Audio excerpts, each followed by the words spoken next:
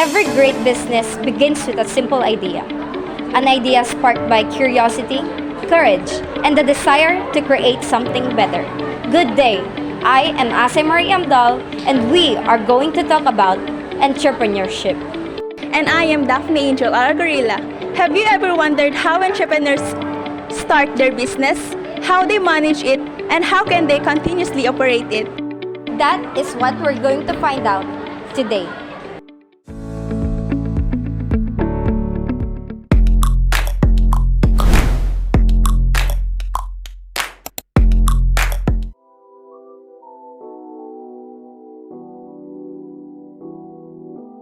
Siguro passion ko aglakla ko. Ubing nagpay lang elementary aglakla ko ng Changi. Happy na aglakla ko. Aman! Tapos try ko nag-work after graduation ko ti college, nag-work na Dagos as a BPO. Yung BPO company as a call center di Manila. Ngayon ka po the health issue, madaya na kag-work na pull out na kapot health issue. So no choice na ang business na klatat. Di nga na-stop na ti work ko gabo di health issue. So the first labor ko di at first and last job ko di jay. Tapos dito yun, nag-business na ko.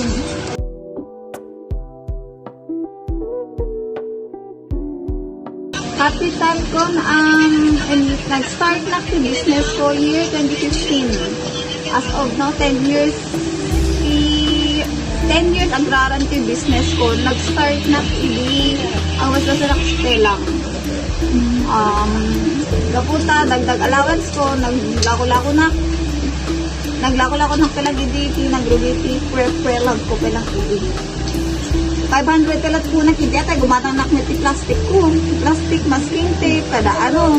So, please, ano pa unang tape bagbagayo. Nag-start na lang talaga ti 500 pesos.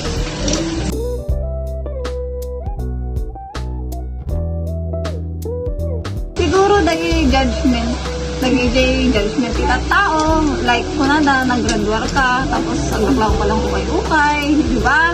May pinagdadaw na kanya, biso pinaka-hardest lang kanya nga na pagdaanak si business. About business, awan metwing siguro ti analat sa bali na tao. Talaga. Da kanyang. Kato, expectations da kanyang. Grande di business number 1 hanya alusto. Marigat financially, emotionally, lahat-lahat pagrara ng business nga sinsinan. Kasi ta business kaya haan na lang puunang tanmayatan sa background business alitan haan. Dapat no nag-business ka, dapat hands-on ka. Among kasano i-manage, kasano ti employees mo, kasano ti pa-under ti negosyo or discarding. Passion ko, number 1, passion ko. And number 2, ako kahit nga boss na. Kahit ko boss ko bagbagi. Kahit ko, yung oras ko siya ko lang. Kahit ko green, kahit ko pinag-green. Kahit ko out, kahit ko pinag-out. Kakas dyan. Kahit ko siya ti masusurot.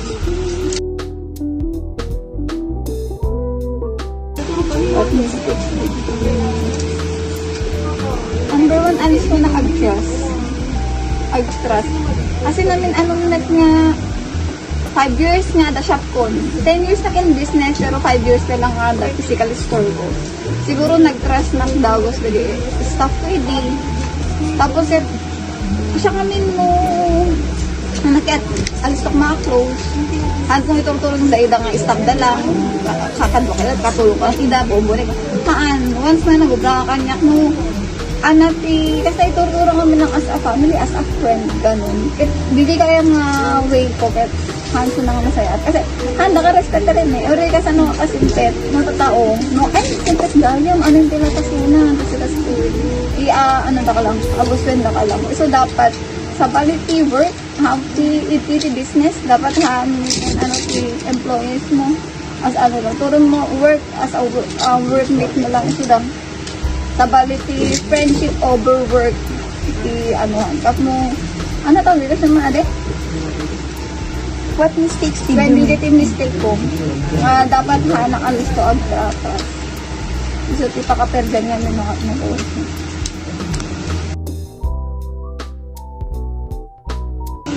Siguro success kit,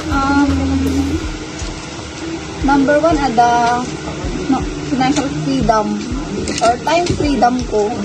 Kasi as of now, siguro sa bali nga tao magkikita successful na ko. Lalo na gili nakakita ka ng ilagrupo na. Kasi nag-start na live selling, ako pala shop for ID, kakasinak pa lang ID nga mapanang-deliver, mag-meet up, kaya ka ng ID, di ba COVID days? Kasi pa lang ID, meet up, deliver, kaya pa lang ID. Hanggang nagka-shop, siguro impression ko sa bali nga tao ka na, the shop na, successful data, ganyan-ganyan, hindi niya alam. kung kailan, kung gaano lumalaki yung negosyo, the more met nga dumakdak yung expenses.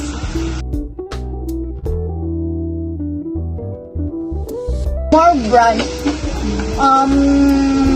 Nasa goal ko, nga pag-urno nga, outcome more branch, and dakdakkel nga bodega. Kasi, dati, nagdakla ko naknagtibay-daylid. Ngayon, itata, nagka-boutique shop na, kahit ko palang ag-focus di retail. Ngayon, soon, kahit ko talaga nga, ada more branches ko, kasi, ti customer ko nga adayot lugar da eh. Ngayon kasi na po ori adayo daw may dayo. Ngayon kaya ko talaga ti agka branch pa ti other branch then adapt kaya tunto nga bodega ti bebe sen bide di next goal ko.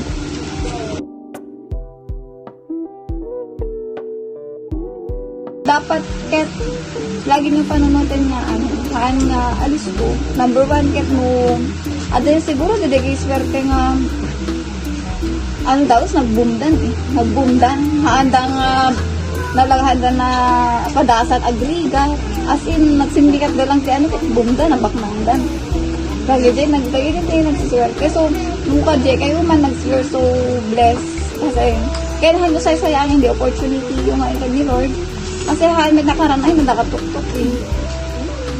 Dapat be humble lata. Be humble na lang. Be humble lata. Kaya, dapat patigsayan ti patin akin nga uri kasano ti kaado nga problems nga pagdadaanan kaya dapat wag mong susuko kasi sa business talaga hindi naman palaging paldo adala talaga tumal nga makuna so dapat atisat pati nakin mo kaya dapat amo mag-discarte kaya number one kaya dapat para ag-prepare kaya hanggang sa sayangan di opportunity ngayon kaya ni Lord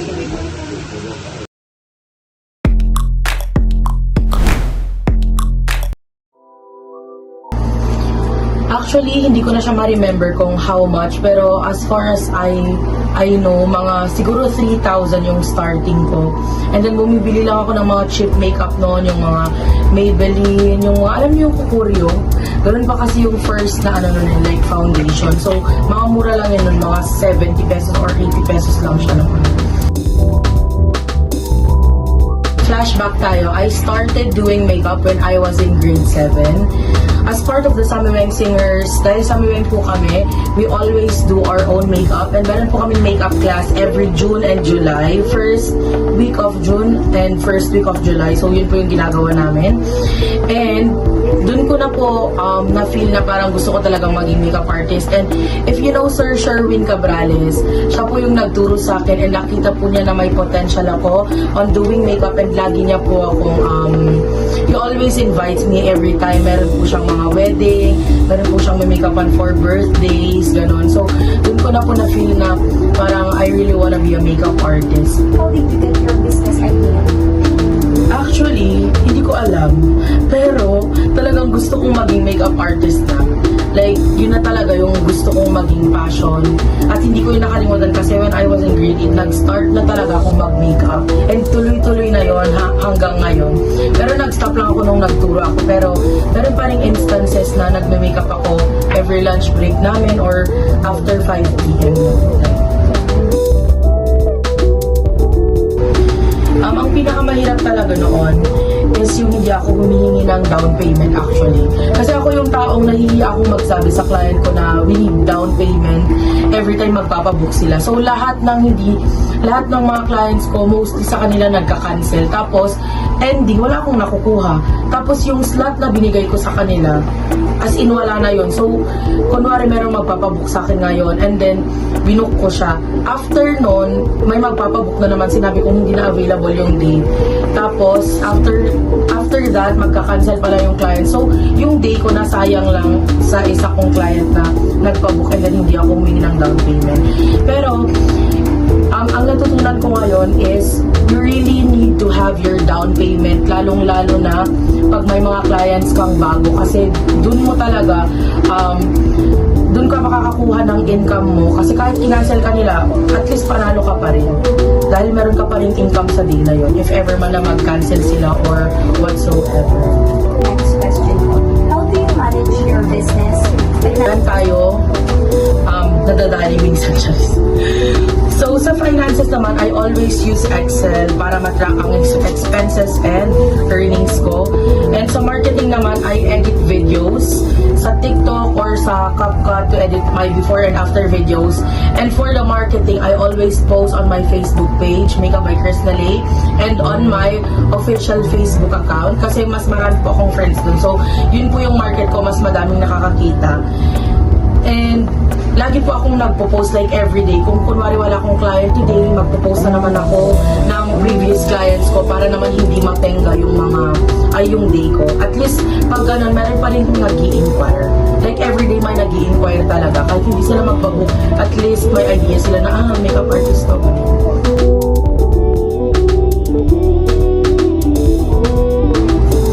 Okay, so aside from that asking down payment, isa ring lesson sa akin ay to value my work and my time talaga. And natutunan ko na as a business owner, I need to set my boundaries and systems para naman hindi ako laging natatalo sa industriya ko kasi sobrang dami na naming makeup artist dito, and I'm really happy na lagi akong nagpro-promote ng aking business. And ito pala ang masasabi ko, lagi akong nagbibigay ng, ito yung lagi kong ginagawa, magbibigay ko ng free makeup sa mga ibang clients, or kung may makita akong mga magagandang girls, ganon. So, iko-contact ko sila and then gagawin ko silang model and sila na yung magiging market ko talaga to promote my business. Kasi meron akong isang client na laging ang dami-dami niyang binibigay sa akin na clients kasi nga, lagi niya akong promote and lagi ko rin siyang binibigyan ng free makeup. Nag-isa ka na dun, Ate, di ba? Lagi kang may free makeup sa akin. So, what does success Okay, so success for me is when my clients leave my studio and they feel confident and beautiful. And success is also being able to pay my bills, support my family, and of course achieve my own happiness and doing the work that I love. What are your future plans for your business? Okay, so my future plans talaga is I want to have a bigger studio kasi dumadami na ang clients natin, and I want to have a bigger space and attend more seminars and workshops para mag-grow din tayo as a makeup artist and as an individual. The advice that I wanna give is don't stop learning because there is always room for improvement, and wag mong iisipin na ikaw yung pinakamagaling sa industriyang kinalalagyan mo or sa business kung nasaan ka, kasi madami kayong magkakalaban. And ang ma-advise ko lang is you should believe in yourself, kasi kung wala kang tiwala talaga sa sarili mo, hindi mo magagawa yung mga gusto mo. And yun lang yung advice ko. And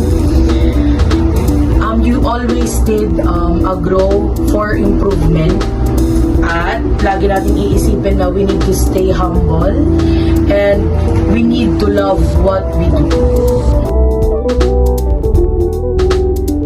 Okay, so this is what I really love. I love being my own boss. I love doing my own time, and I can do whatever I want. Yung walang nagmamanto sa akin na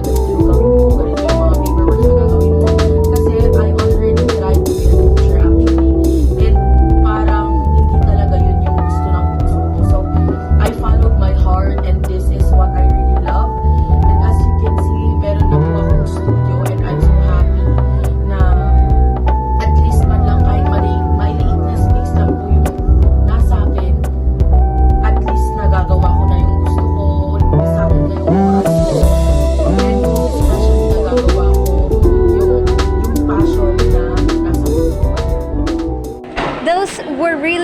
inspiring. Entrepreneurship is more than a career path. It is a commitment to growth, creativity, and perseverance. Whether your idea is still forming or already taking shape, remember that every successful entrepreneur started exactly where you are now. Stay inspired and stay unstoppable.